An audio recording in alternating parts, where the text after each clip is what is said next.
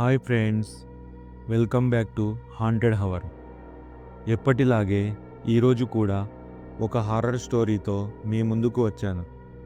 Story last వరకు విని మీకు నచ్చితే మీ వాల్యుబుల్ లైక్ని మాకు ఇవ్వండి.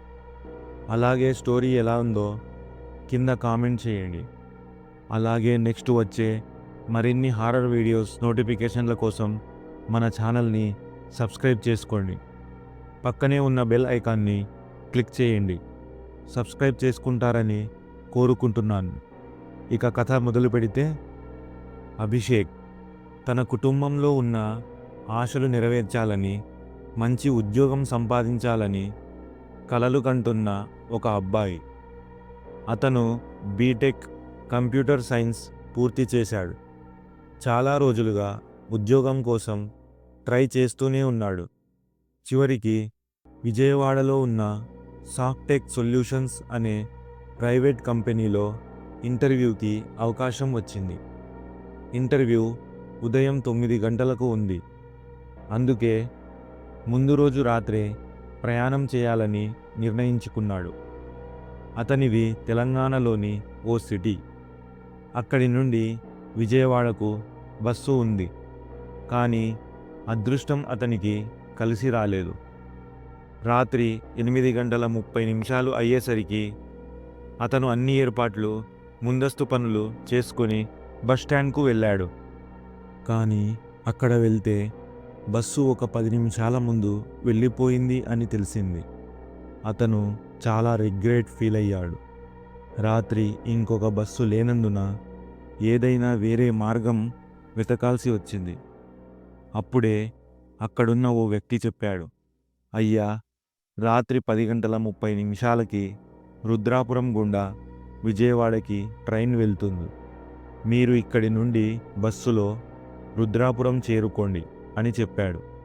చేసేదేం లేక అతను రుద్రాపురం బస్సు పట్టుకొని ఆ ఊరికి చేరుకున్నాడు. రుద్రాపురం రైల్వే స్టేషన్కి వెళ్ళాడు. మొబైల్లో వేర్ ఈజ్ మై ట్రైన్ యాప్లో ట్రైన్ ఎక్కడ ఉంది అని చూసుకున్నాడు. ఎక్స్ప్రెస్ రైలు వస్తుంది. అది నేరుగా విజయవాడ చూపిస్తుంది. ఈ ట్రైన్ పట్టుకొని విజయవాడకు చేరిపోదాం అనుకున్నాడు. అతను విజయవాడ చేరుకోవడం చాలా ముఖ్యం. అతను స్టేషన్లోకి అడుగు పెట్టేసరికి అక్కడ ఎవరూ లేరు. కేవలం ఒక పాత ట్రాక్మెన్ మాత్రమే ఉంది. పక్కనే ఉన్న బెంచీ మీద పడుకుని నిద్రపోతున్నాడు. ఒక మూలాన పసుపు రంగు లైట్ చిన్నగా మెరిసిపోతూ ఉంది. అక్కడ ఒక పురాతన గడియారం ఉంది. ఒక అనుమానాస్పదమైన అనుభవం అభిషేక్కి కలిగింది. అకస్మాత్తుగా లేచి కూర్చున్నాడు. బ్యాగ్ని పక్కన పెట్టుకొని బెంచీ మీద కూర్చున్నాడు. ట్రైన్ ఇంకా రాలేదు. తన ఫోన్ తీసి టికెట్ చెక్ చేసుకున్నాడు. రైలు రాత్రి 10:45 వస్తుంది. అయితే గడియారం 10:30 చూపిస్తున్న ఒక్క ట్రైన్ హారన్ కూడా వినిపించలేదు. ఇప్పుడే గమనించాడు, గడియారం కింద చిన్న రక్తపు మరకలు ఉన్నట్లు కనిపిస్తున్నాయి. ఒక్కసారిగా వెన్నెలతో ప్రకాశించిన స్టేషన్ నిశ్శబ్దంగా మారిపోయింది. వాతావరణం చాలా భారంగా మారిపోయింది. అభిషేక్ కుర్చీలో కూర్చొని రైలు రావడానికి ఎదురు చూస్తున్నాడు. కానీ వాతావరణంలో ఏదో మారినట్లు అనిపించింది. స్టేషన్లోని ఒక్కో లైట్ మసకబారిపోతూ మళ్ళీ మెరిసిపోతూ ఉంది. కానీ గాలి ఒక్కసారిగా ఆగిపోయింది. అలా కాసేపు ఉండగానే చలి వేగంగా పెరిగిపోయింది. అభిషేక్ మొబైల్లో మునిగిపోయి చూస్తూ ఉన్నాడు. పక్కనే ఉన్న తన బ్యాగ్ కాస్త దూరానికి జరిగినట్టు అనిపించింది. తన బ్యాగ్ తన పక్కన ప్లేస్లో లేదు, కాస్త దూరంగా జరిగి ఉంది. అభిషేక్కి కాస్త దూరంగా చీకటిలో ఇంకా ఘనమైన ఒక మనిషి నీడ రూపం కనిపించింది. అది అంతగా పట్టించుకోలేదు. తన చేతులను ఒత్తుకుంటూ వెనక్కి తిరిగిన అభిషేక్ గడియారం వైపు చూశాడు. 10:45 కావస్తుంది. కానీ గడియారం ముళ్ళు 10 గంటల 30 నిమిషాల దగ్గరే తిరుగుతుంది. ఈ విషయం గమనించగానే వెనుక నుంచి ఎవరో నెమ్మదిగా నడుస్తున్న శబ్దం వినిపించింది. ఎవరో నడుస్తూ వెళ్తున్నారు. అభిషేక్ తల వెనక్కి తిప్పి చూశాడు. కానీ అక్కడ ఎవరూ లేరు. మళ్ళీ తన ముందు చూసి ఫోన్ తీసి చూస్తున్నాడు. ఒక్కసారిగా చెవిలో గట్టిగా ఊదినట్లుగా అనిపించింది. అదే క్షణంలో స్టేషన్లో ఒక మహిళ చాలా భయంకరమైన గొంతుతో మాట్లాడినట్లుగా అనిపించింది. ఇక్కడికి ఎందుకు వచ్చావు? అభిషేక్ ఉలిక్కిపడి తల తిప్పి చూస్తే అక్కడ ఎవరూ లేరు. అతను భయపడి నిటారుగా కూర్చున్నాడు. ఒక్కసారిగా కుర్చీలో కూర్చున్న అతని వెనకాల నీచమైన రక్తపు వాసన.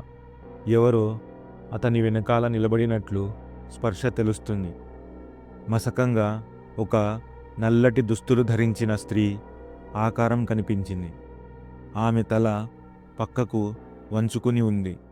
నెమ్మదిగా కదులుతూ ముందుకు వస్తుంది. అభిషేక్ తన కళ్ళు గట్టిగా మూసుకున్నాడు. ఊపిరి పీల్చుకునేందుకు ప్రయత్నించాడు. ఒక్క క్షణం నిశ్శబ్దం. ఒక చల్లటి చెయ్యి నెమ్మదిగా అతని భుజంపై పడింది.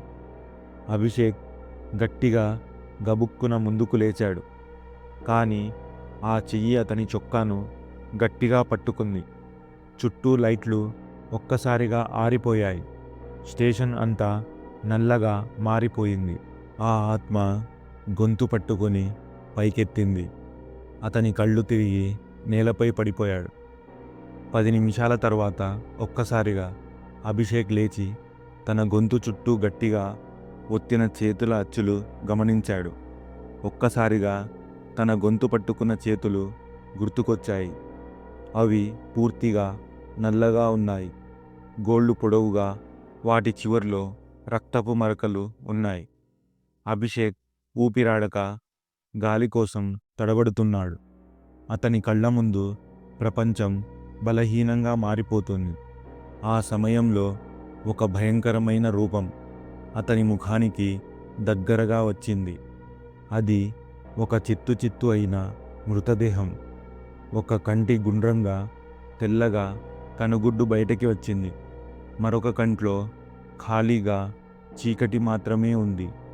నోటితో భయంకరమైన చిరునవ్వు విరజిమ్ముతూ ఆత్మ నెమ్మదిగా అతని చెవిలో చెప్పింది, "నువ్వు కూడా ఇక్కడే ఉండిపోతావు." అప్పుడే ప్లాట్ఫామ్పై ఒక భయంకరమైన అనౌన్స్మెంట్ వచ్చింది. "ఇప్పుడు ట్రైన్ వస్తుంది. నువ్వు వెళ్ళి పట్టాలపైన తలబెట్టి పడుకో. వెళ్ళు" అని ఒక భయంకరమైన స్వరంతో అనౌన్స్మెంట్ వచ్చింది. అది విన్నాక ఒళ్ళంతా చెమటలు కారుతున్నాయి. నా వెన్నులో వణుకు పుట్టింది. గడియారం మళ్ళీ పనిచేస్తోంది. టైం 10 గంటల 45 నిమిషాలు. వణుకుతున్న అతని శరీరాన్ని మళ్ళీ అదుపులోకి తెచ్చుకున్నాడు. రైలు హారన్ వినిపించింది. అతని గుండె వేగంగా గట్టిగా కొట్టుకుంటోంది. గొంతులో మిగిలిన ప్రాణం ఇంకా ఊపిరాడనివ్వడం లేదు. అతని చేతిపై ఉన్న నల్లటి వేలిముద్రలు ఇంకా మిగిలి ఉన్నాయి. కానీ అతను ఇంకా బతికే ఉన్నాడు. సగం స్పృహతో లేచేందుకు ప్రయత్నించాడు.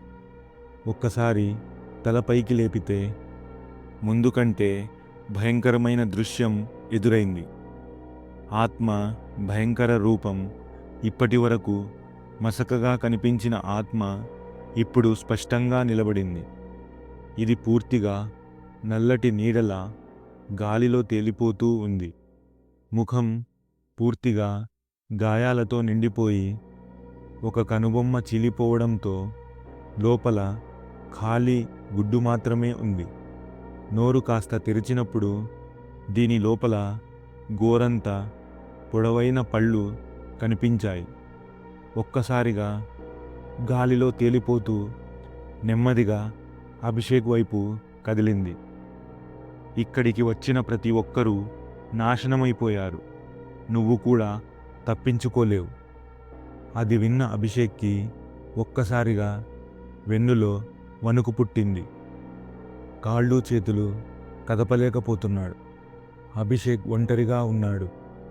అతను తప్పించుకోవడానికి ఒక ఫోన్ తప్ప ఏమీ లేదు. ఫోన్ స్టేషన్ గుమ్మం పక్కన పడిపోయింది. అతను వెంటనే పరుగెడుతూ ముందుకు సాగాడు. అభిషేక్ తన ఫోన్ చేతికి వచ్చిన వెంటనే ఫోన్ తీసుకుని తన ఫ్రెండ్ రాహుల్కు కాల్ చేశాడు. అతని గొంతులో భయం, గాబరా స్పష్టంగా వినిపించాయి. రాహుల్, వెంటనే రుద్రవరం స్టేషన్కు రా. నేను ఇక్కడ ఒంటరిగా ఉన్నాను. ఇక్కడ ఏదో అర్థం కాని భయంకరమైన సంఘటనలు జరుగుతున్నాయి అని చెప్పాడు. రాహుల్ తన ప్రాణ స్నేహితుడు, చిన్నప్పటి నుండి కలిసి పెరిగారు. కష్టనష్టాలలో తోడు ఉండే మంచి మనసున్న స్నేహితుడు. రాహుల్ వెంటనే బైక్ తీసుకుని గంటలో అక్కడికి వచ్చాడు. స్టేషన్ దగ్గరకు చేరుకునేసరికి ప్లాట్ఫామ్ మొత్తం చీకటిలో కూరుకుపోయినట్లు అనిపించింది. అభిషేక్ అక్కడే నిస్సహాయంగా కూర్చొని ఉన్నాడు. రాహుల్ వేగంగా బైక్ ఆపి, ఏం జరిగిందిరా అని అడిగేలోపే స్టేషన్ చుట్టూ ఉన్న గాలి ఒక్కసారిగా ఆగిపోయింది. అభిషేక్ ఇక ఒక్క క్షణం కూడా ఆలస్యం చేయకుండా బైక్పై ఎక్కి, ఇక్కడి నుంచి వెంటనే పోదాం అని అరిచాడు. రాహుల్ గేర్ వేసి వేగంగా అక్కడి నుంచి బయలుదేరాడు. వెనుకకు ఓసారి చూసిన అభిషేక్ స్టేషన్లో ఆ ఆత్మ మళ్ళీ కనిపించలేదు. అభిషేక్ చివరికి బతికిపోయాడు. కానీ ఆ రాత్రి జరిగిన సంఘటనలు జీవితాంతం మర్చిపోలేడు. ఇది అభిషేక్ లైఫ్లో జరిగిన భయంకరమైన కథ. ఫ్రెండ్స్, ఈ స్టోరీ మీకు ఎలా అనిపించిందో కింద కామెంట్ చేయండి. అలాగే మన ఛానల్ కోసం ఒక లైక్ చేసి ఛానల్ని సబ్స్క్రైబ్ చేసుకోండి. అలాగే పక్కనున్న బెల్ ఐకాన్ని క్లిక్ చేయండి. ఇంకొక మంచి స్టోరీతో మళ్ళీ మీ ముందుకు వస్తా. Stay tune.